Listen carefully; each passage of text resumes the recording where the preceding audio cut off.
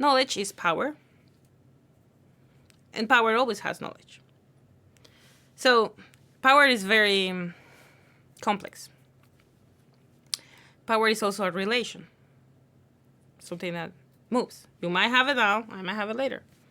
I have power in certain areas. They have power too, in their own territories and in their own ideas. So I came from the university. I came from the arts. So I came from a very privileged place in the history of how the world is thought. Because the artist, is this being that is able to see the world and produce an enlightened version of it.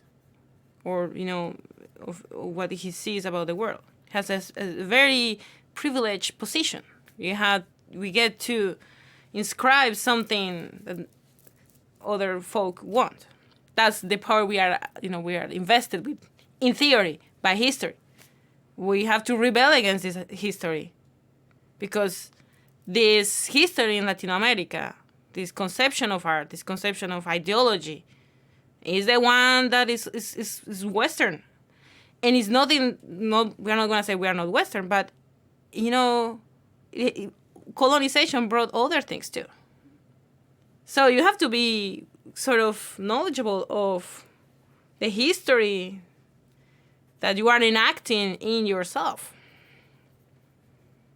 So coming from the arts, coming from the academy, it has a whole history. It has a big implications of what things I am allowed to do and what things I'm not allowed to do.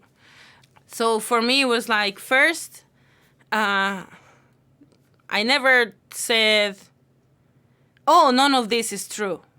I'm actually a very humble being who just was born yesterday. I never lied about anything. And you have to, sort of embrace who you are and from where you come from in a very critical way.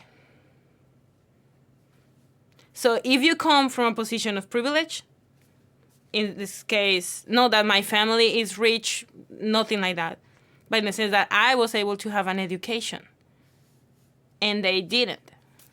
I'm not a displaced person and they are. Like, I have certain privileges, and I also come from a place that has been privileged by history to say things.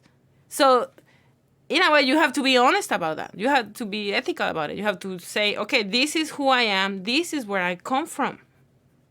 Don't pretend to be something you are not. That's essential.